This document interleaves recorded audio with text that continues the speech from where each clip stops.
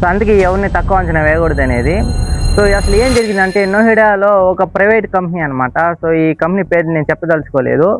So ఈ company 10 to 12 hours work చేయించుకొని ఎంప్లాయీస్కి మాత్రం just monthly package 9K and 13K అయితే పే చేస్తున్నారు అనమాట. సో ఈ April 1st అంటే ఏప్రిల్న శాలరీ ఇంక్రిమెంట్ చేయమని ఎంప్లాయీస్ అందరూ మేనేజర్ని అడిగితే మేనేజర్ వండుకొని ఇష్టమంటే చేయండి లేకపోతే నిలిచిపోండి అని అన్నారంట మేనేజరు.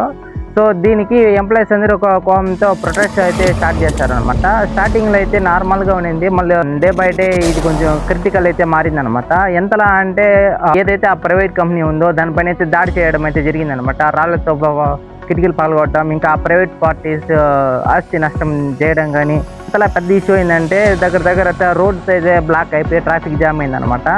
సో ఇది వరల్డ్ వైడ్గా పెద్ద న్యూస్ అయితే వచ్చిందనమాట.